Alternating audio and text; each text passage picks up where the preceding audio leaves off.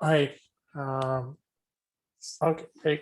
Thank you everybody for coming to our Whiteboard.chat webinar specifically on group boards. We are going to focus mainly on the group boards today. I'll give you a very 2-minute introduction in the beginning if you're new to the platform, so you know what it can do. I would appreciate it that if you guys have questions, you can type it on the Zoom chat, and my colleague Dhaval, who's here with me, will periodically read them out to me. We also stay back if you have questions past the top of the hour, so you can talk to us. We love to learn from teachers. That's how we built the platform. So we'll stay back a little bit if you want to work with us, and if something was not clear or something you want deeper understanding with, we'd be happy to do that. So again, if we start on Whiteboard.chat, it's a browser-based platform. You hit start drawing. There are two modes. One is a collaboration mode, which in my opinion, I think it is more from for adults to collaborate with each other because there are no controls per se. And then there's the teaching mode where there is a teacher role and a student role specifically defined. So the teachers have more control as to what is going on. Right? So we'll talk mainly about the teaching mode. Collaborating mode is very simple. It's just like any other whiteboard out there. So you hit start collaborating. How most teachers do, this is our 2.0 version. You can see if you were familiar with the platform, things have changed quite a bit based on the feedback that we got from teachers. So you can upload content from here. So most teachers upload either from your Google Drive or from your computer. You can upload directly from live worksheets as well. But this is the simplest. You just upload something from your computer. So like, for example, I have 3-page PDF. So I'll upload that PDF. What Whiteboard.chat does is for each page in the PDF, it creates a page in Whiteboard.chat. So there are 3 pages there, and I got 3 pages here, right? And then I can start drawing on it. I can start annotating on it right away. Right?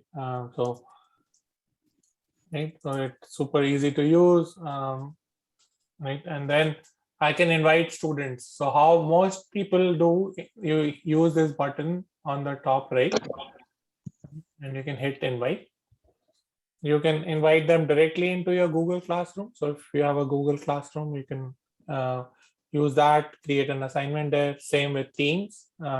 If you don't use either of these two platforms, you can just copy this link by clicking this button and put that in your LMS, right?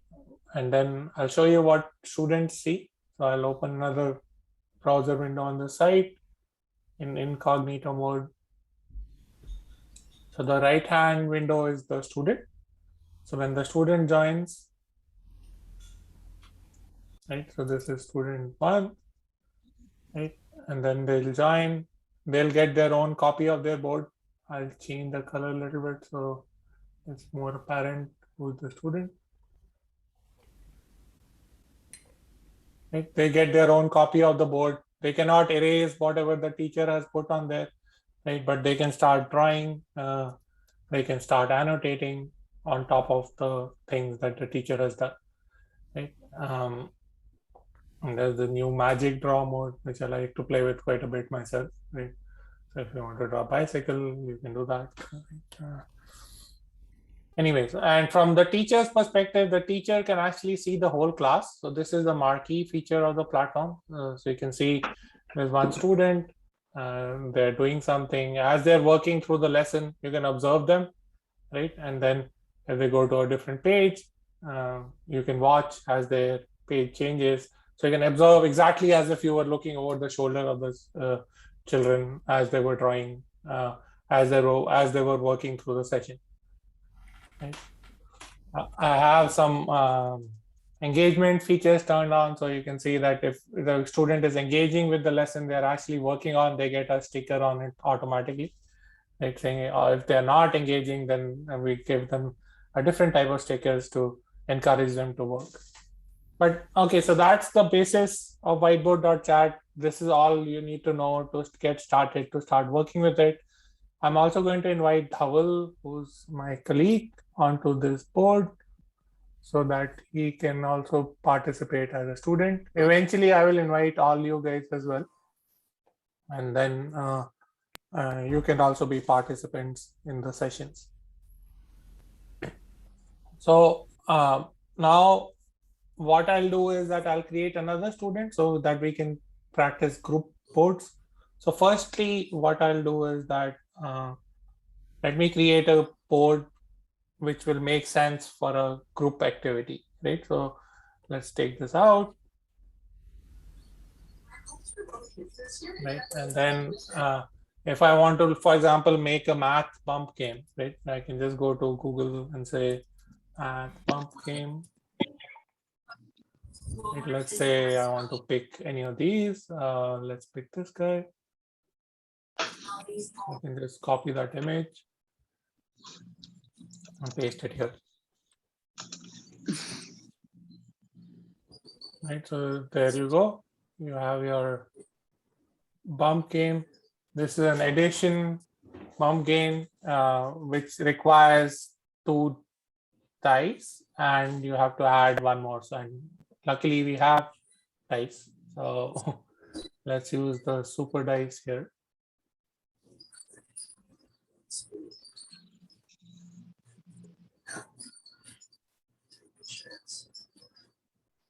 So I can use the super dice. It's right there in the middle of your thing. Thank you. And then you can say I need 2 of these. And then because these are numbers, I just would change it to numbers 4, 5, 6. And you have to make sure you enable these 2 students control, students can sync. And now I have a couple of dice. I have another copy which I should delete. And then to play the game, I can put some maybe some animals or robots. Not robots. Okay, so you can have some robots. And then these ones I can set to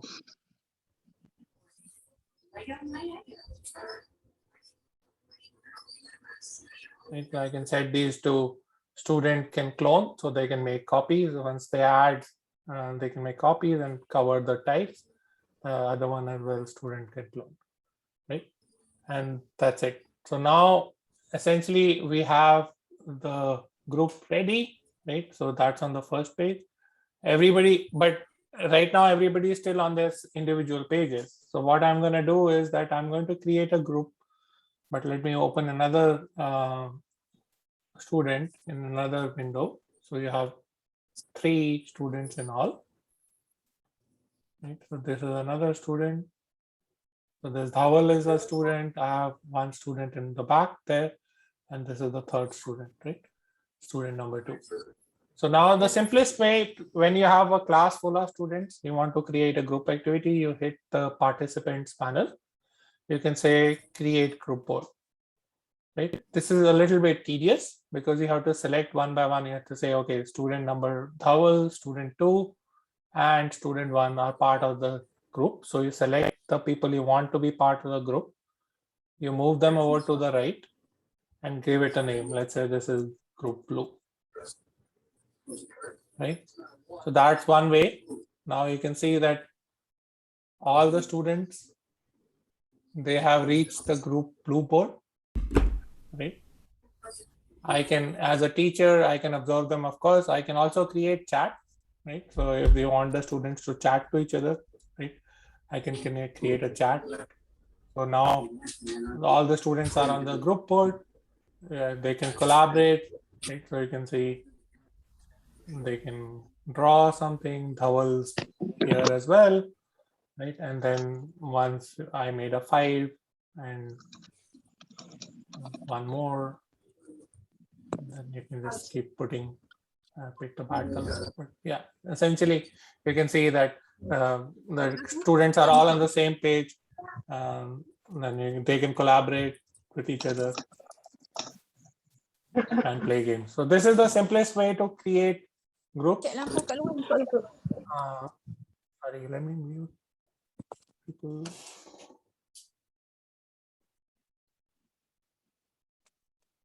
Pawan, since you have taken a pause, there is just one quick question. Oops, sorry, Dhawal, I muted you by mistake. Yes, what I was saying, there is one quick question.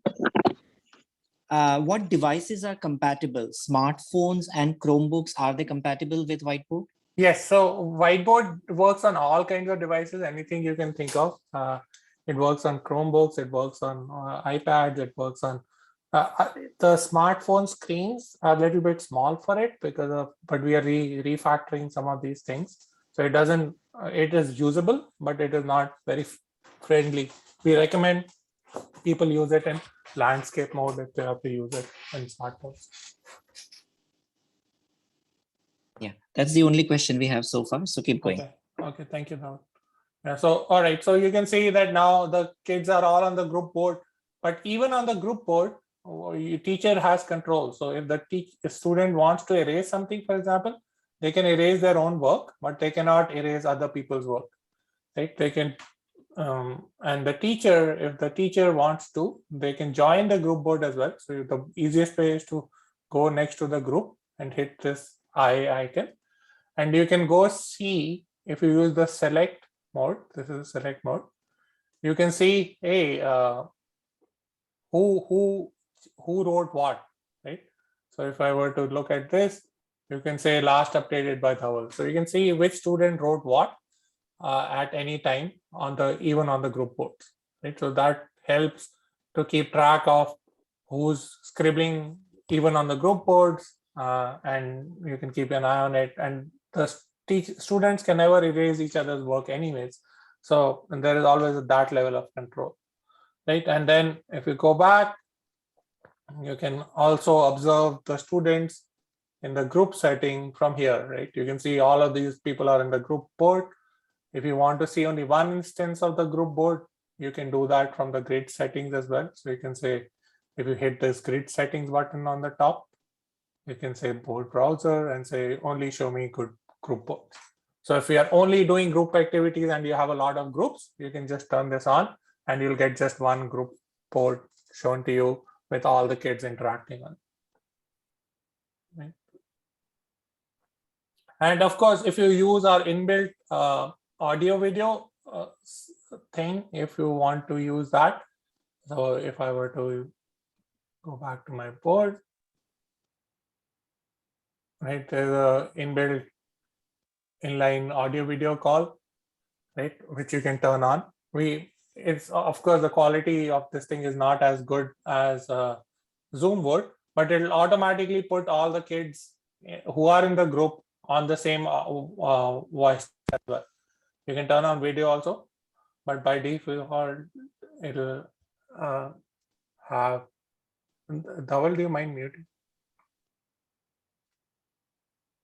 Sorry, it'll have audio, right?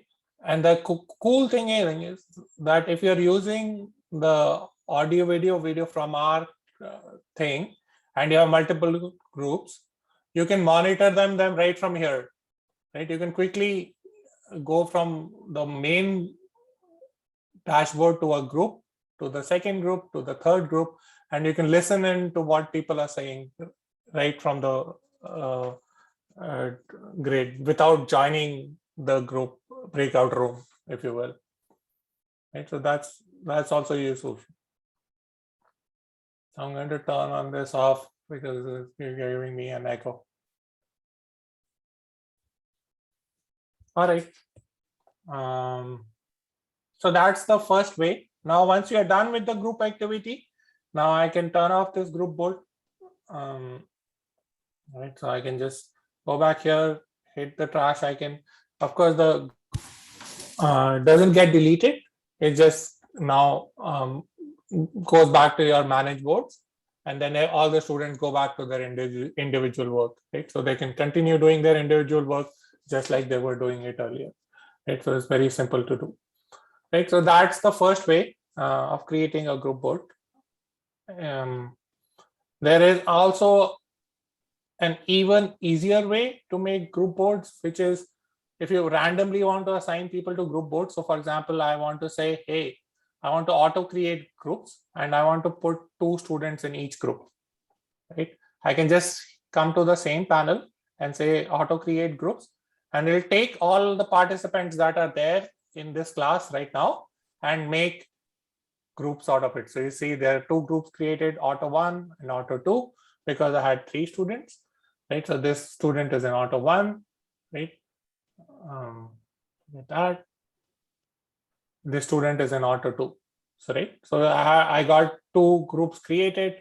I'm assuming Dhawal is also on auto on the auto 1 group, so you can, and then they can collaborate with each other when they are on the same auto groups.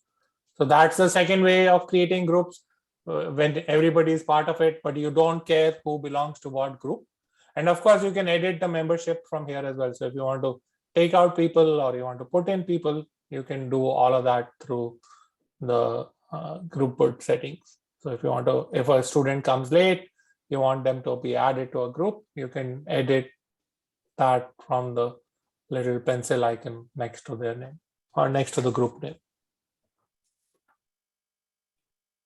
Right. So these 2 methods are when everybody is in the class. One method is to control who goes into what group. Second method is random. People place people randomly. That's why we have 2 methods there.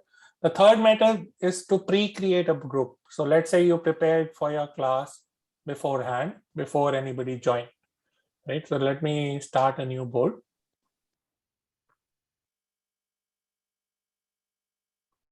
Right. I started a new board. Now, before people join, I want to create groups, right? So what I do, so I go here, you say create group board. You can say pre-create groups, right? So you can say I want group 1, comma group 2 and group 3, right? So I want to pre-create groups for this session, right? And then all those groups get created, right? I can put in my content, right? So whatever else I want to draw, I can put in my content, right? I can upload whatever I want for the session. You can create another little game if you want to. Now, when the students, when your students join this board, because this has pre-created groups, what will happen is that they'll be asked to pick a group. So you can tell the kids, hey, when you join, you're supposed to be group 1. When somebody else joins, they're supposed to be group 2, right? So if, let's say, this student also goes to this link, and they'll be asked to join group 2, right? And similarly, if Dhawal joins, he can be part of group 3 as well, or whichever group he picks, right? And then, of course, you can put in the widgets here. Let's say let's put a spinner here, and that's a clock. And you can put a spinner here.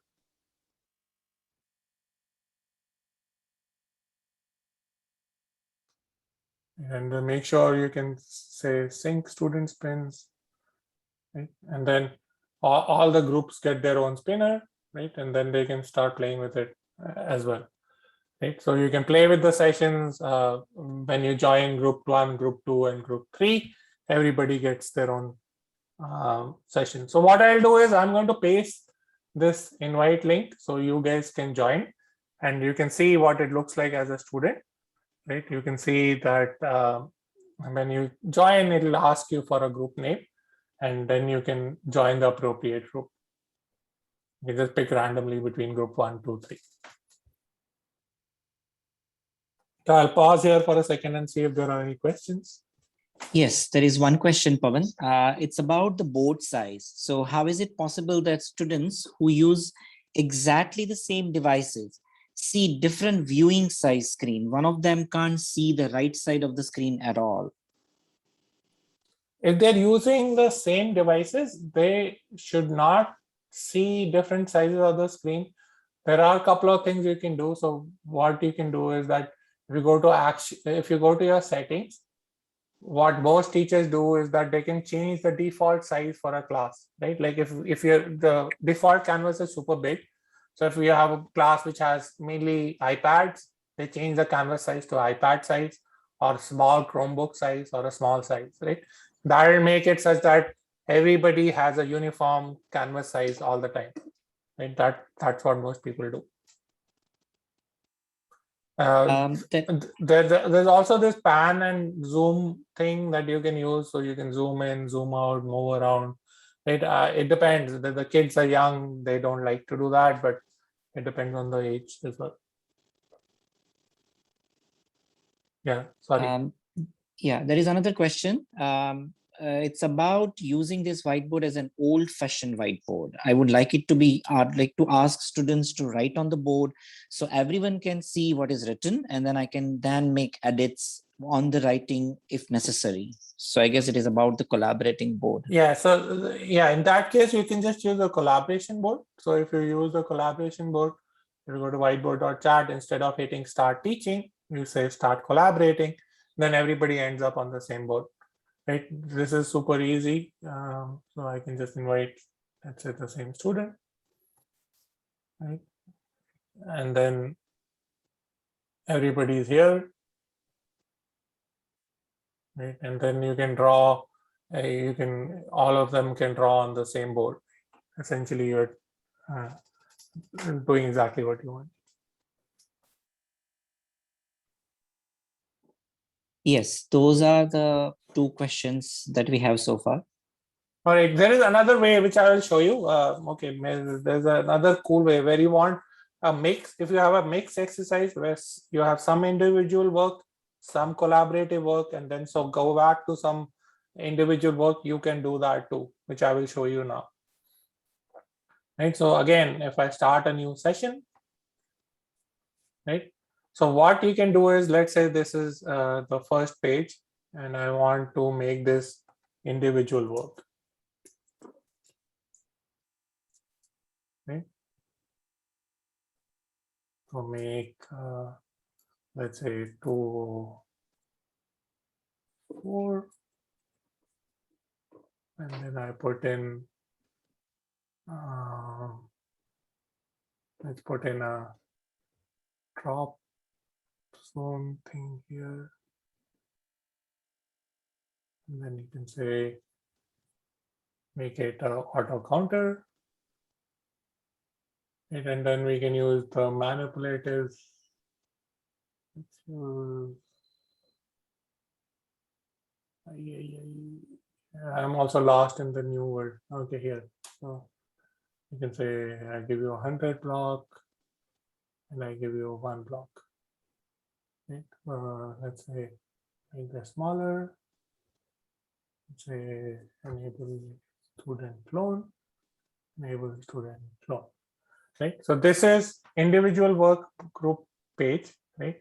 The second page, let's say I want to put a game where I want the whole class, or you want to make a, let's make a table. Again, this is here.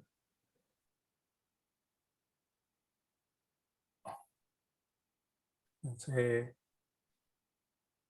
easy to. So I can just make, well,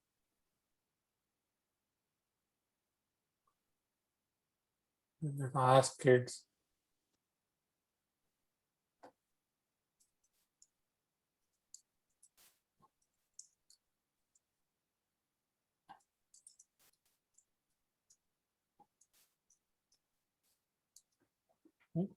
So, oops.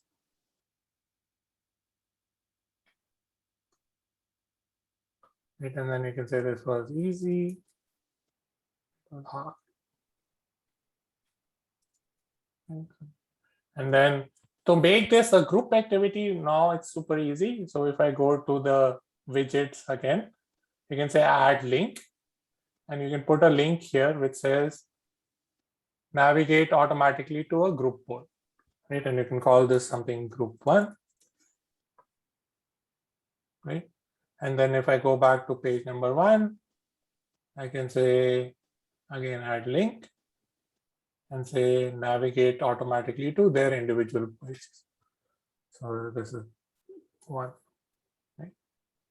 And same with page number 3. So if I go to page number 3, I can add another link here. It says if there is a page number 3, we don't have a page number 3, but you say navigate back to individual. So you can see that basically what I've done is page number 1 is individual work where the kids have to make 204 using these blocks.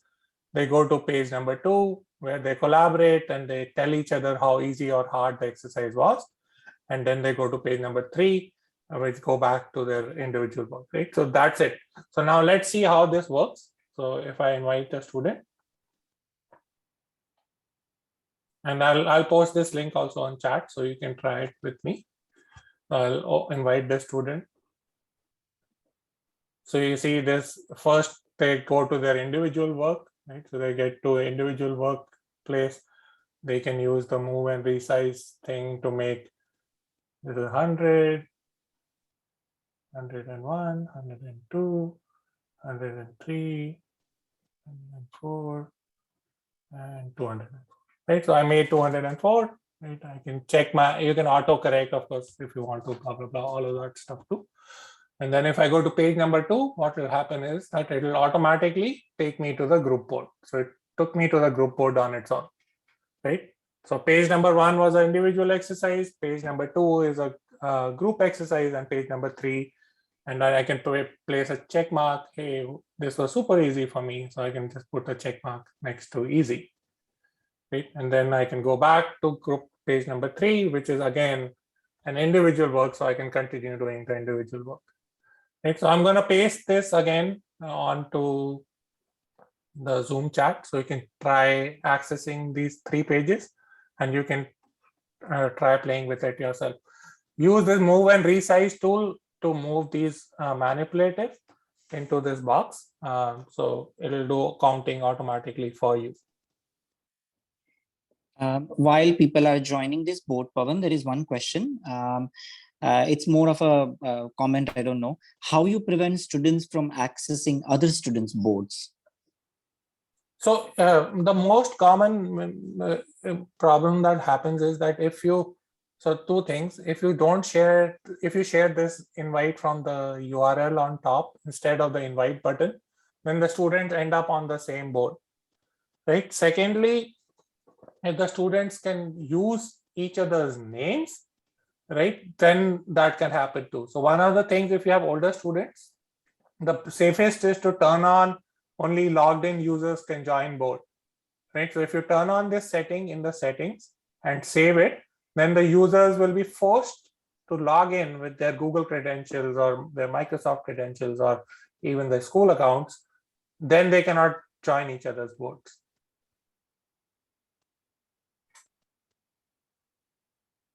Yeah, that's the only question we have. Okay, cool. All right, so now you can see that, okay, let me go back to the student that I have. If I go to page number 2, right, now you can see that I can see other people who are joining. They didn't like the work, so they put it under hard, right? So you can see how things are proceeding. And then you can collaborate with each other on this board as well.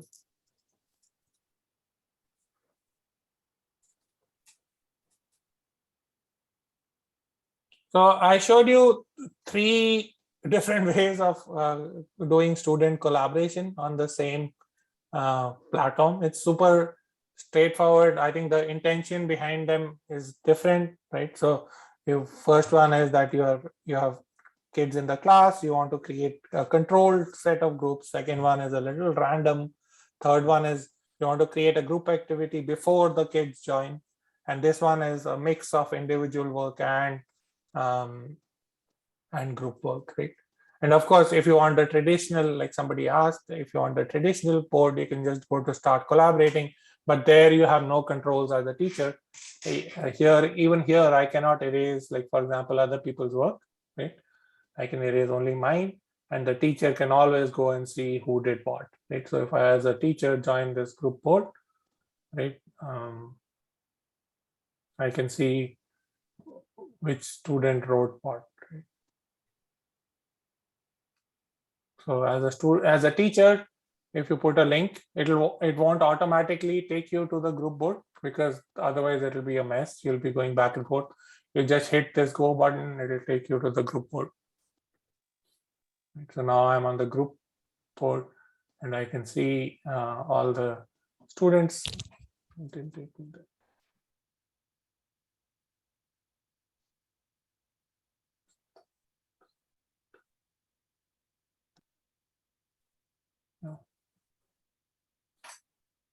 I can go from here.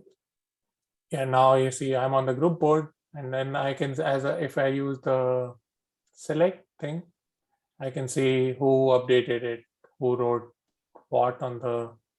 So Linda wrote this check mark, right? And then Susan wrote that one, and the student wrote that. So you can actually see who did what, right?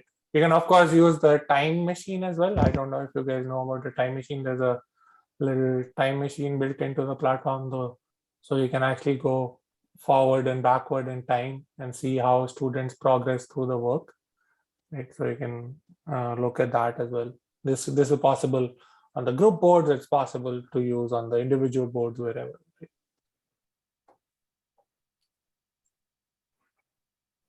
So I think that's all we wanted to cover for group exercises. If you guys have any questions, if you want me to repeat a certain thing, I'd be happy to do that. If you want me to cover some other features, we can do that as well. So if whichever way you guys want.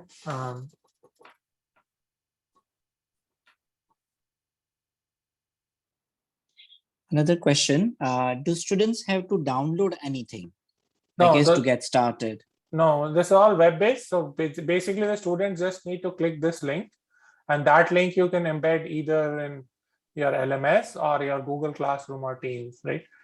If you use Microsoft Teams, actually, this thing works really nicely inside. They don't even need to go to another web page. It embeds inside Whiteboard, inside Teams.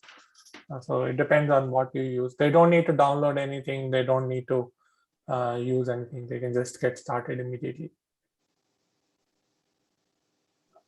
As a teacher, you can download a lot of things. You can download all the work as a PDF. You can download the student report thing. This is quite interesting too, which I will show you. So you can, if I download the student report, for example, it gives me a comma separated file, which I can open in Excel or numbers in this case, right? You can see who are the students, which page number, how much time did they spend on that page number, right? What was their engagement scores as compared to their peers, all of that, right? And you can actually, if you want, if you give kids stickers, so let's say if somebody is doing a really good job, right? Let's say Linda is on page number 3 and she was doing a good job. I can go there, and if I give her like a reward sticker, if I go to my objects, oops, not my objects. If I go to click more and I go to feedback stickers, right? And then you say 100% amazing, right? And then you can give other students other stickers as well. So if I were to go to the students page,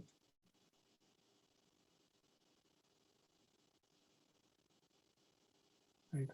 Oops, that was the group board. You can actually give them stickers right from here, from the grid view as well. So you can say, let's say, awesome sauce sticker, right? So I can give them a sticker. It will appear on their board automatically, right? And then if I were to download this, so if I go back, you can use these stickers as a way of assessment as well. So if I download the student report again, right? Now I know what stickers I gave what students from the report that comes up. So you can see that, hey, student 2 got awesome sauce on page number 1 once. And if you have multiple of those, you'll get those as well. There is a question related to this. You already showed how to provide feedback, which was part 2 of their question. Another first part is, can we access a saved copy of their worksheet after they are done answering? Yeah, so all of the work that, so this is, let me go to my book.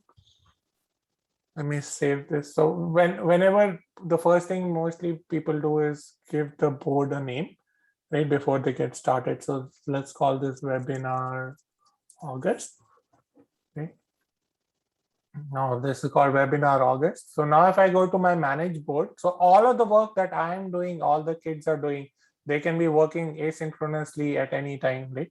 I don't even need to be connected for them to work on the work that I was doing. So you can see this webinar August folder is created, and all the work for all the students in that class gets saved automatically in there. And you can go back and view it anytime. You can download it as PDF. You can upload it to Google Drive. Once you can do whatever you want with it. So that's the exact second question. Can you show how to upload from Google Drive?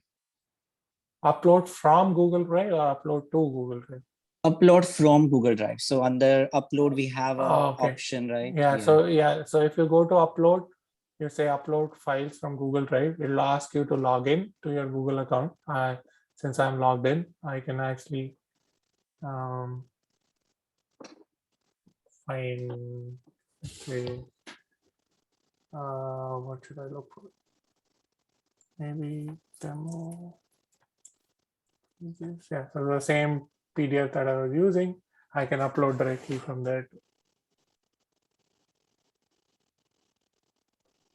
Yeah, so the worksheet comes here. Sorry, can you also show how to upload to Google Drive and or Classroom, if that is possible? So what most teachers do is that they download everything as a PDF. So you can download, for example, the worksheet, the whole worksheet, either as a one PDF per scholar or as a single PDF for the whole class, right? So if I hit that, you can say which pages you want to download. I'll say all pages, and it'll essentially then go and download the whole class as a PDF. And then with all of the work, all of the annotations, and then it will get uploaded to, you can upload it to Google Drive, you can keep it on your computer, you can do whatever else you want to.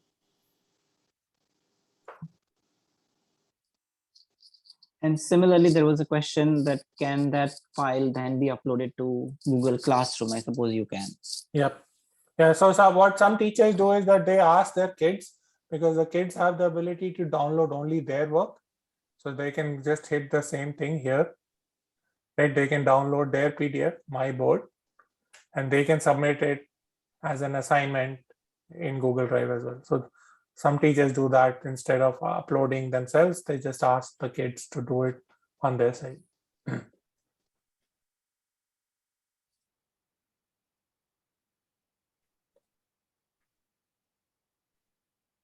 Anything else, Dhaval? No problem. No other question. All right. So I think I see one question. Lasso. Yeah. So I think the lasso is a little bit tricky to get used to.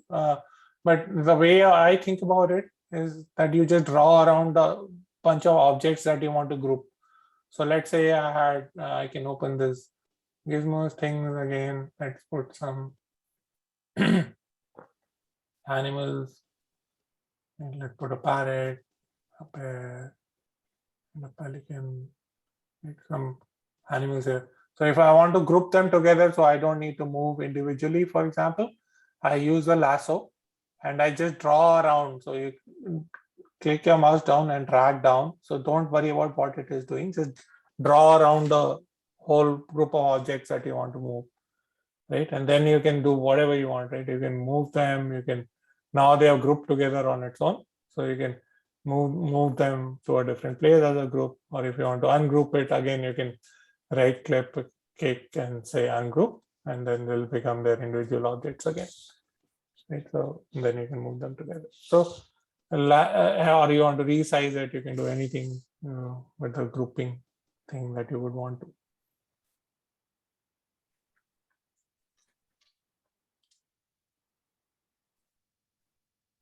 So I see a question, how do you give feedback on individual boards? So the easiest way is that you look at a grid view, you see some student, let's say this student, right, they made a mistake. You can click this, you can join their board, right? And now you're on the student board. So if you look at the top left here, you can figure out where you are based on, so wait a minute, I have too many browser windows open. Okay, so let's try that again. Let's go to grid view and I say student 2. I join the report. Why is it taking me back to? Oh, because of this thing. Okay, so let's say they're on a different page.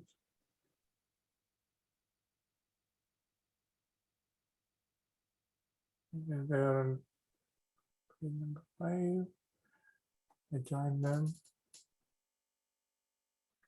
Okay, and then I can work with them one-on-one. Now I'm one-on-one with the student, right? So I can do anything. You can draw on the board. You can say, or you can type here. You can say, pay attention here,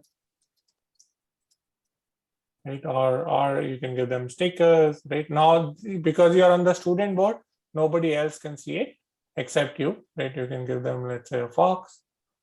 It's all of these things are happening on the student board. And if you had chat turned on, so the chat portion, you can also talk one-on-one with them, right? You can say, hey, right? So they can chat with you, and then you can say, pay attention to the area I marked, right? And none of the other people in the class can see it. It's just one-on-one with you and that one student. Another cool thing about using this chat is if you have English language learners or people who don't understand the language you speak, they can pick, the students can pick their language. Let's say this student only knew why the whole thing. Yeah, hold on. Okay, if I pick my chat language, I say anything, right? Some other language I picked as a student, right? You can see that it converts whatever I'm typing live to the translates it to the students' language that they picked, right? So it's easy to converse one-on-one with students, even if they don't understand the language that you talk. And then you can go back to the instructor view, back to your top of the class. And here, if you chat, basically it's a one-to-many chat. So you see basically whatever the students write, they'll come to you, but they cannot see all of this conversation I was having. There was a question about uploading to MS Teams. Okay, so you can use the Microsoft Teams to invite students. So if I hit this invite, I think there's a whole webinar about that also, how to use Whiteboard.chat with on Teams, right, Dhaval? We have a recording. Yes, I will post the link to that in the chat window. I'm just going to find it at our YouTube channel and post the link directly here. Okay. And then you just hit this share to Teams, right, button in the invite. Now I have too many different accounts here. Maybe, wait just a minute. I know which. I have to go to a different profile.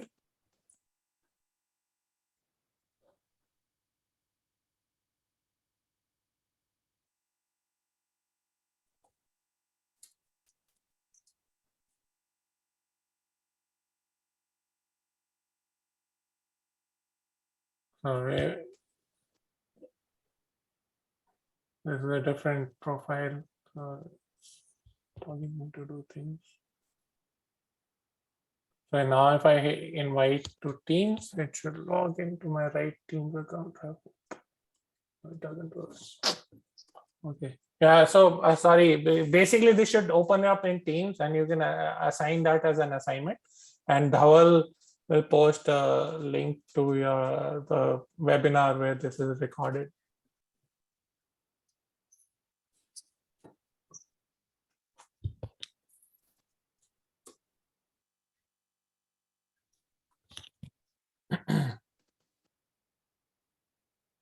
Any other questions? No? Not so far. Okay. So I can show you some more features if we have time, or maybe 10 more minutes. I can show you some more features since you're here and we did all the group activities already. So there is a question, sorry, Pawan. What version can all of these be done in? I'm just trying to understand what the question means. Oh, okay. The question is about, is this chat feature available only in the highest paid plan? Okay, I think the question is about our pricing plan and particularly about the chat language feature that you just demonstrated. Is it available in which plan? That was the question. I think it's, correct me if I'm wrong, it's available in all the plans. In all, yes, it is available in all the plans. Yes. Right, even on the free plan, it is available. Yes. So yeah, okay. Yeah, go ahead. No more questions. Okay. So there's some other features I can show you. Again, you don't have to use all of these features. They are there if you need it. One other feature is just like the translation. We also have a voice translation feature. So if you were to, so for using speech to text, you have to hit this gear menu here and go under more settings. And then you say enable speech to text. Right. You can also disable immersive reader. We have immersive reader built into the platform too. So the students can read anything, even PDFs in immersive reader, right? So you can actually use that immersive reader to read in different languages, anything that,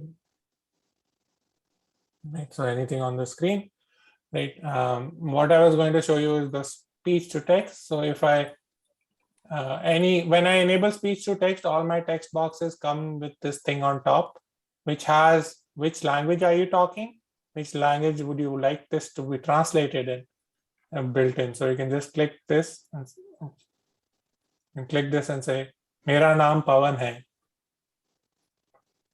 Right. So you see it not only recognized what I was talking in Hindi, but it actually translated that live into English as well.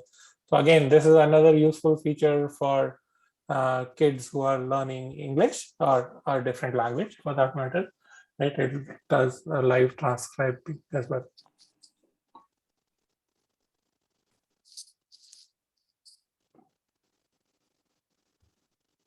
Okay, and then what else did I want to show? Okay, I can show you some breakdown things. So if you have currency, if you're teaching kids, let's say currencies, this is also useful. You have a $20 bill. You can use this breakdown tool, which is pretty cool. Right? You can go to the tools menu here and say breakdown, right? And then it'll break down to 2 tens, and then you can click it again, and then it'll break down to 5 and 1s, right? And similarly to coins. And this you can use with math manipulators, you can use with currencies, anything that can be broken down into smaller denominations, right? It's quite interesting. And then you can use this in conjunction with the counter that I was showing. So you can actually make sum it up there as well. Yes, there is a question about the meeting recording. Yes, the meeting will be recorded and I will be posting it at our YouTube channel. If you are subscribed to our Facebook group, we usually announce it there. or you can subscribe to our YouTube channel. Just search for Whiteboard.chat there and you can find our webinar recording. Right. And then what else can I show you? Yeah, I think those are the main things. There is like a zillion other features that teachers have asked us to add to the platform. And there's a select and crop tool built in. So for example, if you want to, if you uploaded some content and you just want part of it, you can just do it within the platform without looking for other tools. Like time machine I showed you, right? There's an infinite cloner built in. There's a drop zone is quite interesting. You can do various different things with the drop zone, including a counter, which I was showing you earlier. You can make it toss coins. So make it toss zone, for example.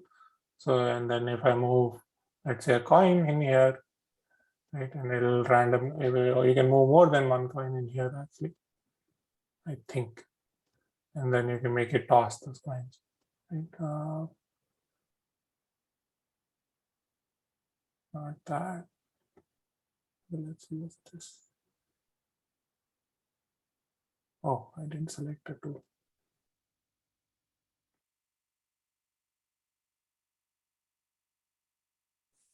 Maybe this just works for the kids. Yeah. Here. It doesn't work. Okay, never mind. So, and then you can make it also do auto correction. So let's say I want kids to make 30 cents, right? So you can say add answers and points. It will say this is about 3 points. Add answers and points. This is about 2 points. No, let's do a different one. The coins are hidden behind. Let's try that one more time. Go to tools. We'll create a drop zone. Anything you want to favorite, if you click the little heart, that tool becomes goes to the top of the tool bar as well. So you don't have to again and again find that tool hidden inside various different options. And then you can say, let's try the toss zone one more time. And let's put only one coin here. And as a student, if I go here,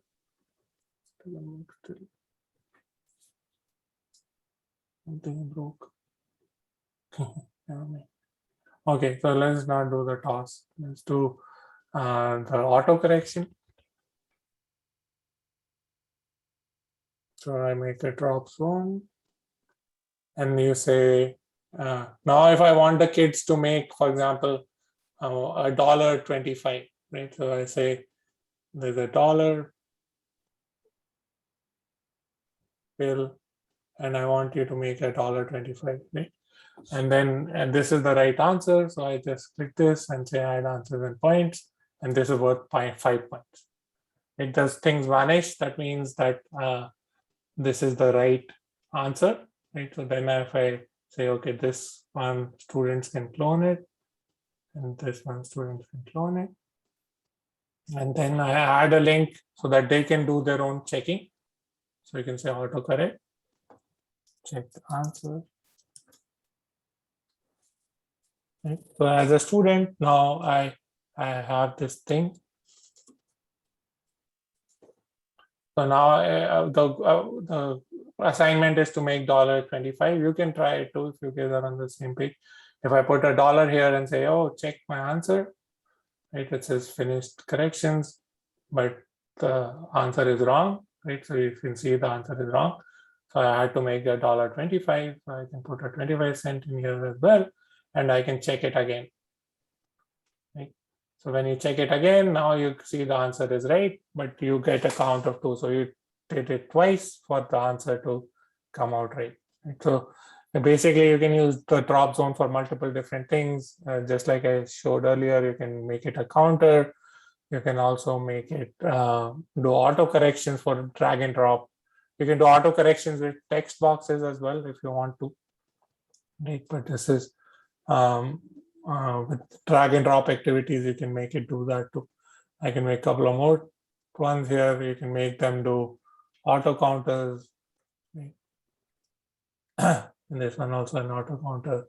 And then you can place different things in here. So if I were to place, let's say, math manipulatives, right? If am teaching algebra, arithmetic, and then I put these tiles, you can see that it is actually making the equation up there, right? And similarly, if you were to use it with even as place value disks, for example, those will also get updated. So there's lots of things you can play with to make this drop zone more engaging for students.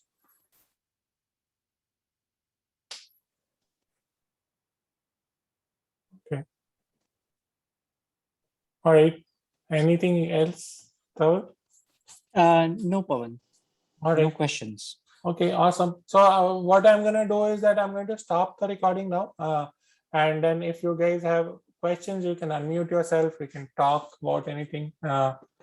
We can show you specific sections. If not, thank you for coming and spending your valuable time with us today.